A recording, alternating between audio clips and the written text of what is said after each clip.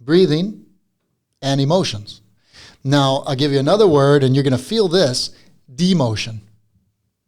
Okay? Meaning don't move. Emotion or demotion, right? Not moving. Yeah. Okay? Now, if you can think of a time when you got demoted at a job or by somebody, or it doesn't feel good. Of course, right? yeah. It depresses you, yeah. And most of us are walking around in a state of demotion. And that's why we can't find the inspiration or the motivation or the, to move. So, and again, what does an emotion want? It just wants to move. So what I do is I use the breathing to get inside the body, to literally kind of jumpstart those areas that are holding on, muscles, tightness, and you're talking about, affecting the health and the vitality. Yeah.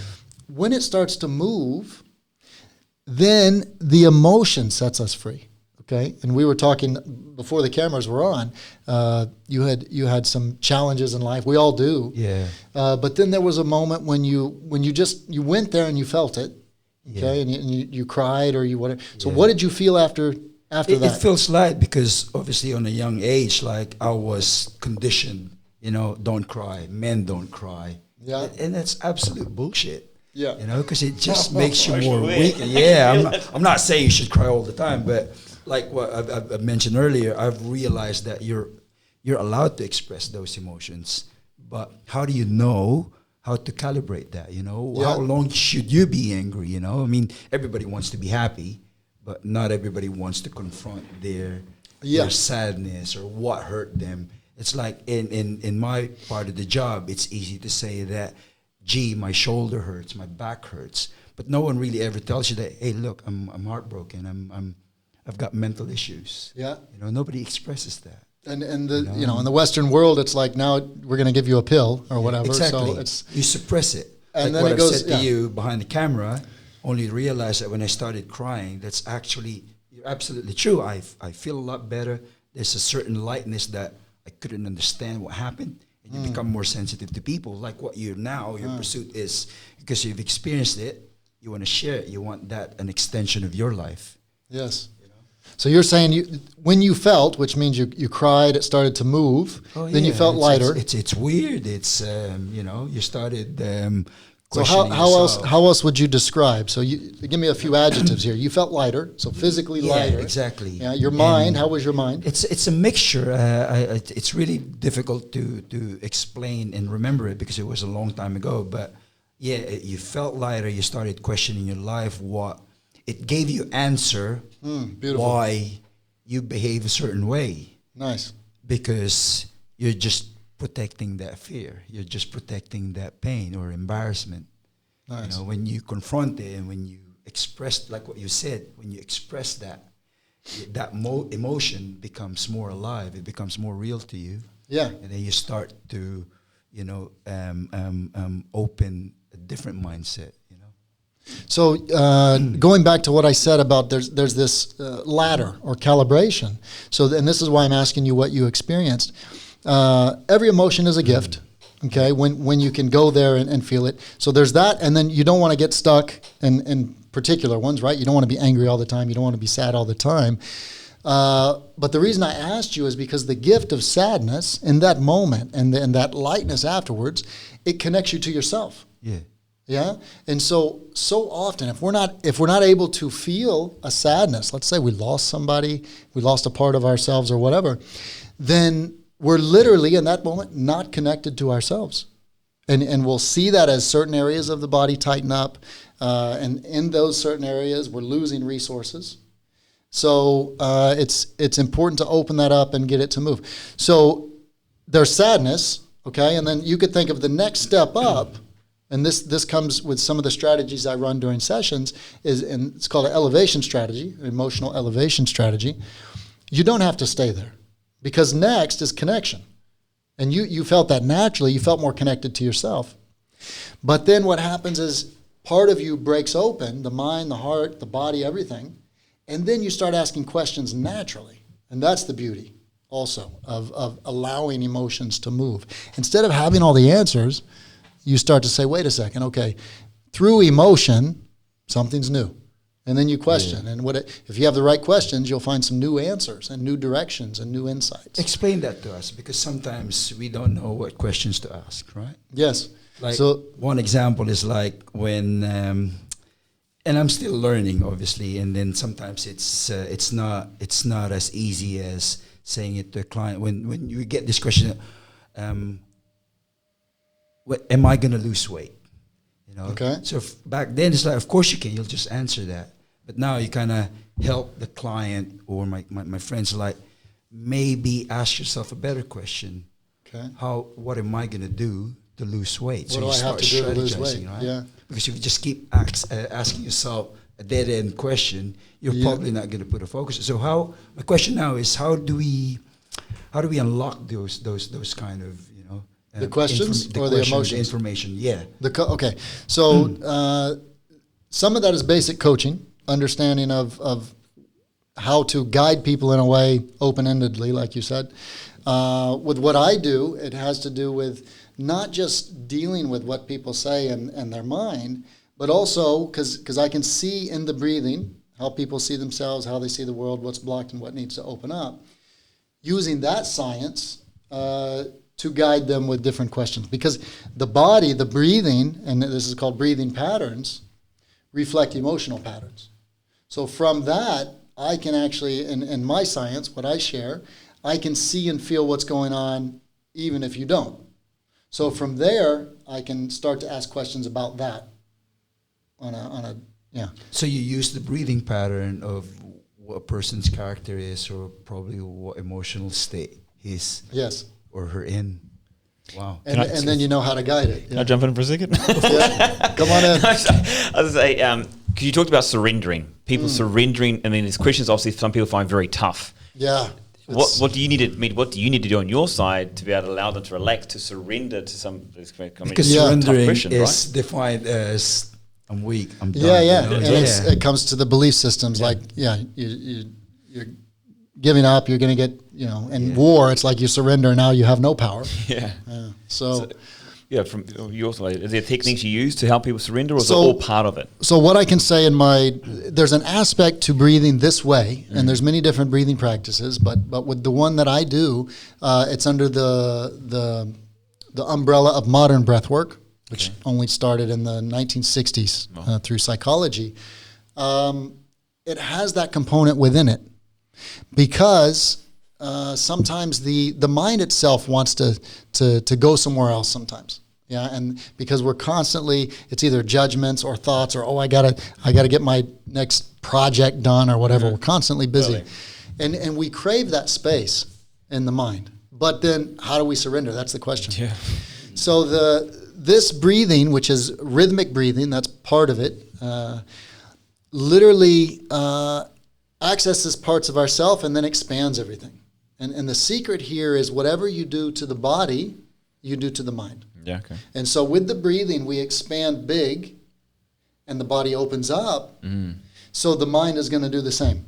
So when that happens, the mind goes to a place where even if you need to maybe check out of the body for a little bit just to get that space, that happens in the sessions. And when I say sessions, now we're talking about 1 hour experiences. Yeah. Do you do something at the start of a session to allow them to find that? Like, would you do a breathing pattern? Would be that one?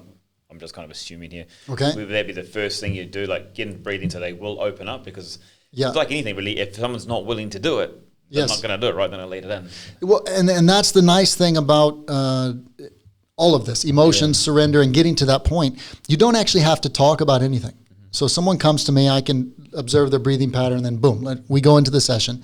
And then we use the breathing to shift. So, and that's just breathing with the mouth, with a rhythm in and out with no pauses. But then slowly, depending on how they're breathing, then I guide it to open up. So maybe they're not in the chest. That's where the body work comes in. So working on those areas, the muscles that are holding on. I guide different strategies throughout with my words. And slowly it gets rhythm. Now, a metaphor, you can think of a train. When a train starts, it's slow. Okay, they turn the engine on, they do the key or whatever they do up there. Wake up in the morning. Same thing. Okay, so it takes time, but slowly there's something called momentum, and then it just keeps going. You can't stop a train. Totally, yeah. Once it's going. Yeah. So in the sessions, it's that dynamic. In the beginning, it's slow, but then we also add some activation of particular muscles, whether it's pushing, pulling, and you can think of, some of the gym workouts, things that you're doing. And the body starts figuring it out. Yes, and the body communicates. Yeah. And if you know that science, you know the language, then it becomes this dance within the session. Exactly. Yeah. It's a lot of fun. Okay. The whole thing is science of emotions is supposed to be the topic of today, but with that all said and being on that, where was it for your side when you talk about science of emotions? Like, what kind of studies have you gone through? I mean, when we talk about science of emotions and the background, the factual stuff that you've had to research, what kind of things did you research? What kind of things have you looked into or people you've connected with? Okay, so I studied Eastern medicine, and there's you have the 5 main organ areas in Eastern medicine. What are those, by the way? Those, I don't actually know. Okay, so I'll give you the main emotions, but you have fear, anger, and grief. Okay, and then anxiety, and even deeper, like hatred. Okay, those are like categorized, and they're all in different parts of the body. Okay, so we don't have to go through all of them, but fear is low. Yeah. Okay, so when you're scared. So what kind of individual that carries those 5 traits? Because it seems pretty predominant. A lot of people are depressed. Yeah, people are unhappy. We all have all those. Yeah. Now, and this is where it goes back to elevating the emotion. When you notice an area of the body that's tight and it's blocked, which means there's resources and some of these emotions are in there, then it's going to personify or their character is going to be the negative attributes. Yeah. Now, if you think of a continuum of emotions, and like I said, there's sadness. So sadness is on one end, but the opposite of that is connection to yourself and joy. Yeah. Now, when the body is tight and holding on, you're over here, and you don't want to feel it. Yeah. And literally, you're probably more like in the middle, and you feel more dead than alive. But if you can go there, you can go there. Totally. Does that make sense? Yeah. So, understanding the extremes of every emotion gives you the realization of the negative part and how to, in the session we do this, how to shift it and allow every human just to feel and not get stuck there and go straight into the higher. Okay, I'll give another example. A big one is anger. Okay, we talked about that. And here we are, 3 athletes, right? I mean, we grew up with this mindset of like, get the job done. Physical, yeah. Get, man up, you said, get the job done. That attribute is very similar to anger. Okay, if you're in the heat of competition, you're against another team or another individual in individual sports, you need an aspect of strength and power, right? Okay, and so and you see it gets intense on the field. Sometimes they get in fights and whatnot. We've all been there, or yelling at the referee. Or the ego takes over. Yes. Yeah. So what would it be like? This is a question. We can play with it. What would it be like for us? Let's say we're kids and we're playing. We're in our sport. We're in the zone. What would it be like instead of getting anger and triggered, walking on the pitch with the awareness, and this is the extreme, of I can do anything. I'm amazing. I'm like on top of this. This is like it flows through me, and I'm amazing. Okay, now, most of us don't talk to ourselves that way. And even if we're talking ourselves that way, the body might disagree. But that's the shift of emotions when you elevate and you recondition what it's about. Because we don't want to be angry. Nobody wants to be angry. Mm-hmm. But there are people happy being angry. I mean, I won't say happy, but it's just so natural. And they're good at it. Yeah, you try to explain it to them that, I need to express it, They feel okay with that. 20 years ago. Mike Tyson, good example. Exactly. He made a lot of money on that one. Yeah, true. But he came around. Yeah. He realized okay, this is look an at his emotional shift now, though. Great example. Yeah. And what's he doing? He's sharing. He's giving back. Exactly. He's testifying, looking back. Even Arnold Schwarzenegger, he said, I was driven by ego. Yes. But you come to a stage, because that's spiritual and emotional maturity. When you were young, you're like you're egocentric. You know that you're just gonna attack it. I'm invincible. How do we help people understand that the reason why you do that, there's an underlying issue? I didn't know that until you exposed it. Can you? Because how can you control anger? Yeah, I absolutely agree with you. Like, rather than letting anger, amplify. Yeah. Why not? Yeah, we work together, or I'm good. Yes. So the simple explanation is you come from a higher place. Through the session, when I'm working with athletes, we're shifting their perspective. So instead of this, it's this. It's bigger. So that they can use that same energy. Emotion is just energy, right? It might feel similar. Yeah?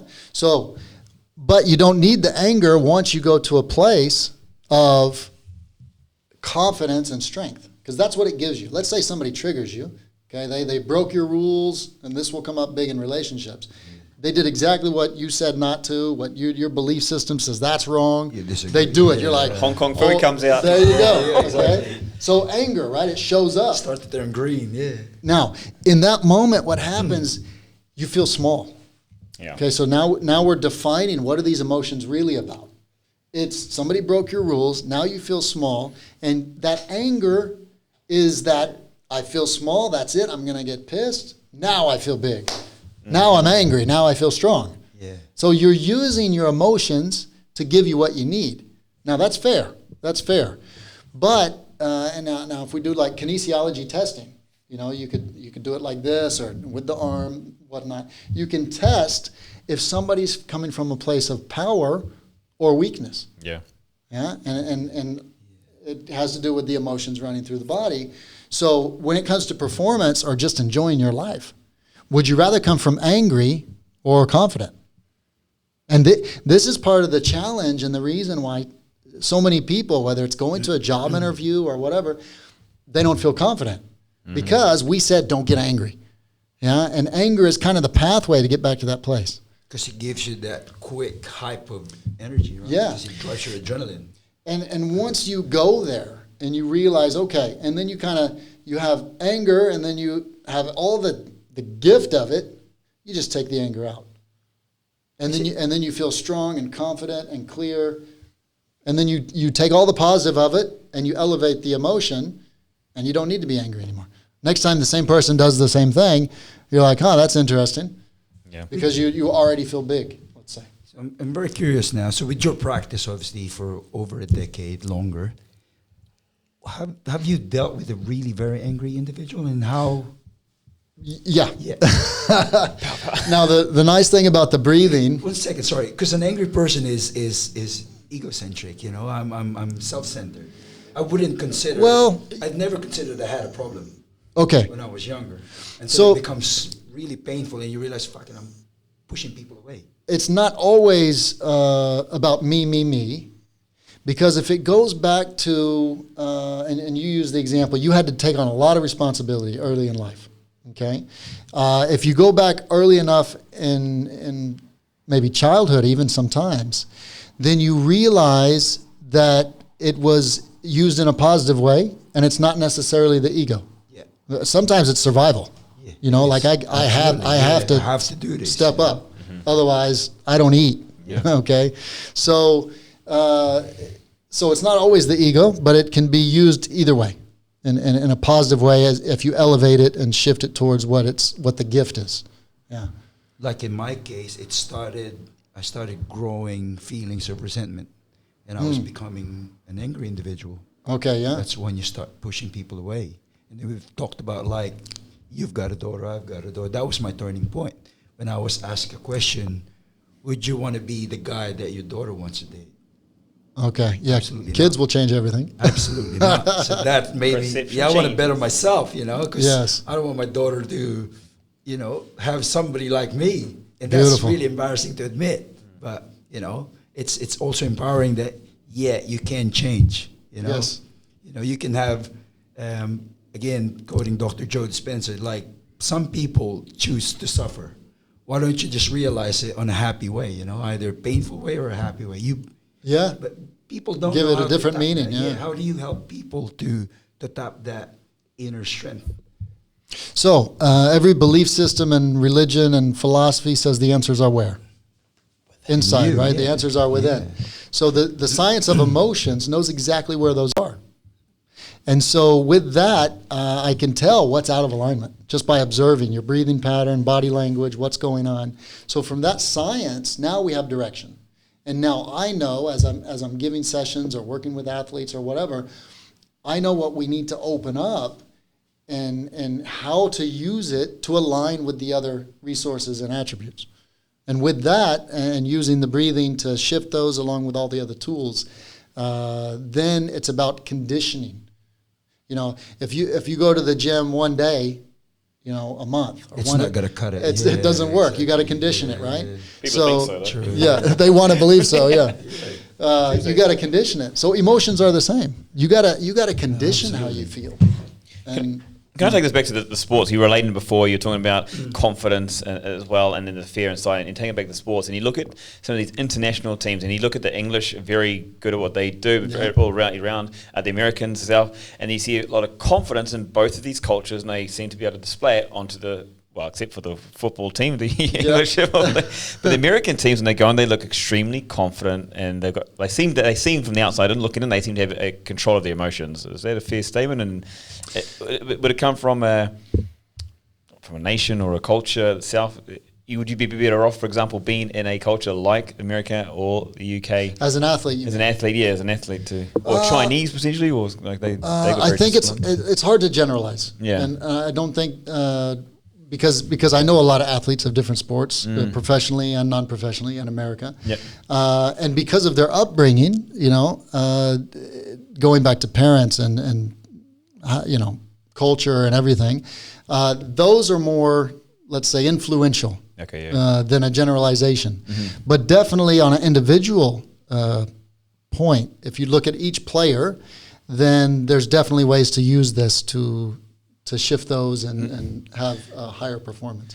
Is it like in the last 5 years? What about using the science of motion to improve sports teams' performance? What kind of things have been done on that level, on an international level? Because that's where you see that's where the commercial side of it is. Well, the money is. The beauty is this is very new. Okay, I've worked with race car drivers in Turkey, as well as professional football players, soccer players, and in different sports, mostly those two. Yeah. And for example, one of them, and I won't say the name, but a very big star in Turkey, one particular challenge he has is he's and everybody knows it, he's like constantly fighting the other team, trying to fight the referee, getting in all sorts of situations. And he's very good, but it's not necessary. And so it's almost like he's triggered over and over because he's conditioned it. And now that he's about to retire, he's played in pretty much every country in Europe. He's very good, but still that conditioning is still following him. And his body's he's having more injuries. He's a bit older, but yeah. That's interesting, very interesting. When it comes to like obviously sports is a big thing here, and going back to how can you see the science of emotion improving like you talked about the footballers that missed the goal. You talked about there's techniques they could do. I mean, how practical is it for someone who's about to do a penalty shootout to, like, imagine you're watching the World Cup and you see the entire team run to the side and they're all doing 30 breaths and they go, and then they go to the practicality of that. So it could start in the pre warm up. Yeah. Okay, and it's really, some of it can be integrated into the process. So, I mean, they're moving, they're running, they're stretching out. First of all, so they could add a breathing practice that allows all that to open up. Okay, and you can do it while moving, so it's not just sit and breathe. So you incorporate it with other adjuncts of what you already do. And you want to with professional athletes, because as much as possible you want to make it functional. And that's why even their weight training, they're trying to shift to that, to always stay in that place. So there's quick ways to do it with that, and even if you're in the stands, you can't see their breathing. So they're like in it doing their thing. Let's say before a penalty shootout, they're not going to, the camera's probably not right on you, but you could close your eyes and sit for a moment before it's your turn, and focalize and use the breathing and get in that space. So it's very easy and accessible. So that's one part, and that's the practices. The other is the assessment and the sessions, which is more the psychology. So I would recommend The biggest one is preseason, and we've probably all been in preseason type situations where you're like 2 and 3 times a day, running, moving, cardio, and the first thing they do is endurance before they do strength training and tactical, sport-like conditions, and endurance. Obviously, that's breathing. 100%. And so, what I would say is give the assessments in the preseason for each player, just like you would any other kind of processing, and have that as a base. Have the sessions, and I document it and put it all on the side with communication with the head coach of finding out what can we open up in this player, and I don't even deal with what happens on the field. That's not my job. Yeah, that's the coach, but I provide base of additional information that they have no idea about. The coaches don't sit around and talk about emotions and resources. Get your ass off the bench again. How do you deal with that? Because technically you're part of the coaching team. Yeah. And then obviously the athlete will come to you because he wants to improve his performance, but they've got their technical coach that, I don't believe in that. So how does that work? Well, you got to be on the same page. Yeah, totally. Now, what I have, you're the one adjusting to. Is that fair to say? That's part of the challenge with anything new in that environment. Now, in professional, and I can mostly talk about football because I know that arena better. Now they're, especially in the last 10 years, they're much more open. They're doing so much studies on particular movements and calculating. They have so many new devices where they can test what's going on with the neuroscience and the movements and challenging workloads, so that they're not overloading. So they're slowly more open, but again, what I'm doing is completely new.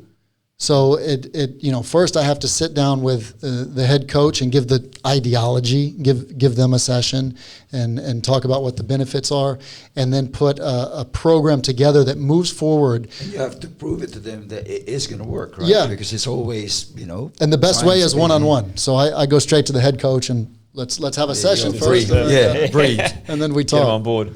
Can I go to the other side of it too? A lot of things is breathing. Breathing's probably the big word that stands out when we do a lot of this talking here. What about that when it's under exhaustion? When you're as a professional athlete, you get to exhaustion at the end of 90 minutes, you're absolutely Gone, and then you say, do breathing exercises when they're probably just trying to breathe in the first place. Yes. Yeah. So some of that, and again, exhaustion usually is due to carbon dioxide buildup, and the muscles just can't go anymore because they're so built up with all the movement and it needs to move. So and then it affects the mind, which slows everything down. Yeah. So the breathing can also be used at that point as well to get more flow. Okay. Yeah. Yeah. So it can be used in different ways. It can get flow and rhythm or quick charge. Yeah. Okay, yeah. So in this case, what you want is the combination of the two, which is flow and charge, because they've discharged so much, and discharge means running, moving, agility, everything. Yeah. Okay, so they're exhausted. As quick as possible, you want to charge and get that flow going. Okay, so it might be a quicker breathing and then a few moments of just sitting with your eyes closed. Now, the challenge, that's hard in the middle of competition. Guys up. Yeah. I'm going to do my practice here. Let me. J.D. told me, guys, it's okay. But it can be done, and it depends on the sport specific, but halftime. So some of that can be done preventatively, and let's say World Cup, you're going semifinals, finals, you're playing concise games back, or you have different tournaments, league, cup, European, whatever. So it has to go together with the strength and conditioning training as well, so that it complements on all levels. Yeah. Let's bring it to, the audience we ever have is more fitness orientated. So the science of emotions, because there's a lot of emotions when it comes to, you guys have touched on this before, I didn't catch the whole lot of it, but it was about like people coming to the gym, your personal trainer become this psychologist, for clients, stuff like that, or you're constantly battling with them to stop, and they know not to eat the bad foods. They know they need to be moving. They know this already, but they don't do it. It's like, what are you doing? So when it comes to training the psychology or the science of emotion in that respective, what's some advice or maybe a tip or something you could take that someone could be doing So the nice thing, when you have all the details of what I share, it has the psychological aspect of it. Yeah. So a lot of times people don't know. It's like, well, I'm doing everything you said and I'm just not losing weight, or I'm frustrated, or a big one, I just don't care. I'm not motivated. I don't want to get out of bed. I just want to sleep a little more. Yeah. I don't want to move, right? Totally. So these are just patterns that are conditioned. And I would recommend more the full sessions, which is 1 hour, to go in and literally shift some of those patterns. And then you have to re-engage or recondition some resource that they don't have. And that through way of leverage and finding out what's in there. But so in the sessions, you would find out what's there. Yeah. And then elevate that, empower it, get it in the body so the body agrees. Yeah. And then it's easier to, when the body agrees, you open your eyes, like, it's time to work out, let's do this. Get and then, there. So with the sessions themselves too, being that to get a better understanding for people, like you say, okay, a session, you say, lose weight, as a personal trainer, you say lose weight, and the people go like, how long is it going to take? Well, depends how much effort you put in. Okay. Exactly what I want you to do, So totally, right. Exactly. So when it comes to these kind of sessions too, like, it takes a while to create a habit as well. It takes even longer to break the habits. I mean, everyone's different, but is there some kind of understanding you can give to help people understand these sessions, or how long it should take, or could so, it take? And people always ask me, they have the first session and then they're excited, they love the session, and they say, okay, how many do I need? Like, when I want the goal, I want red pill, blue pill. Exactly. And it depends on the person, obviously. Same with working out or anything else. But it accesses resources that they wouldn't have with just their mind. So that makes it quicker. Okay. Yeah. And then often another, and this is a big word we used earlier, which is surrender. Yeah. Now the sessions of 1 hour consist of, and 45 minutes to 1 hour consist of, it has music, has breathing, has the body work. So I'm there guiding you. It has particular body adjustments, shifts and changes. You charge, you discharge, you relax, and it kind of goes through these waves of experience. What happens is the mind, the body, the heart, everything opens up, and then towards the end of the session, it's this, the music shifts a little bit, it's softer, and then you're just open to receive. And in that space, this is the gift, the surrender. That's the gift of the session, really. Some people get insight about questions they never asked. Yeah. And then the seed comes, which you're not going to get just by pushing it and working out. The seed of like, well, I didn't feel safe, because someone looked at me the wrong way and I was a woman, and I didn't feel safe because I thought they would maybe touch me or something. And then I didn't feel safe, so I put on this extra weight to feel safe. And now here I am, 20, 30 years later, still carrying it around. So it gives that insight. And then we condition, depending on what comes up, to move through that as well. On your side, how much of an impact does the emotional and the breathing side have on, let's just say, weight loss, for example? Because I've seen some massive impacts just from people clearing their minds and dropping weight like it was nothing. Like, how do they not lose it in the first place? Right. Yeah. I mean, how do you see so that? And I've worked with many people overweight. Another one that goes in there is fibromyalgia. Okay. Which is just constant pain and different, and science can't explain it. Well, it's pain showing up. Yeah. Okay. So it's very efficient at working with that. Because it breaks through those. And for example, fibromyalgia, which is very similar to not feeling safe, literally in 2 or 3 sessions, no more at all, just gone. That's what I've seen. So, yeah. That's awesome. So psychologically, it's very powerful. What's the science? Do you know the science behind that? Is it easy enough to explain the science behind that, why it becomes so exactly. effective? Because you see specialists, you go there, you're in pains, and then they do diagnosis. There's nothing wrong with you. Yeah, all the time. I get people coming, and they're like, I have a pain right in my right hip, and it clicks. Yeah. I go to the doctor, and they check everything, and they check my blood, and you're fine, nothing's wrong. Yeah. Okay? So that's where the science of emotions comes in, because if it's not physical, it's something else. And emotion is really that part, again, that we don't want to go there, or, it's very old. Okay? Absolutely. It's uncomfortable. It's uncomfortable talking about emotions. And judgment happens, right? And all of us grow up, regardless of where we come from. the first 7 years of life were emotional. Yeah. Yeah, you don't have milk, you're gonna cry. Yeah. You know, you want Sweets have been good. There you go. Yeah. That's what we talked about earlier. Is like your kids mirrors your life, because when you're born, we're pure. You know, after Blank that sheet. age of 7 to 11, your subconscious starts to develop. You start to become more judgmental. You start to feed yourself information. Hang on a minute, that doesn't agree with me. Yeah. That's why neuroscience explains that. That explains why a teenager becomes a good teenager or a rebellious teenager. It's the information that's been fed from the time of conception, birth, and until 11. You know, because like my daughter will tell me, "Don't kiss me. You've got a bad breath first thing in the morning." But as an adult, you won't say that to your spouse, is it? Because you don't want to offend their feelings. Yeah. But there's nothing wrong with that. You're just being honest. You know? Things like that. That is really, really interesting. Right. Well, well, there's so much to talk about, but it's genuinely, personally, it helped me in many ways, you know, and I would love to pass that on to people, and it's pretty amazing that we have you on board.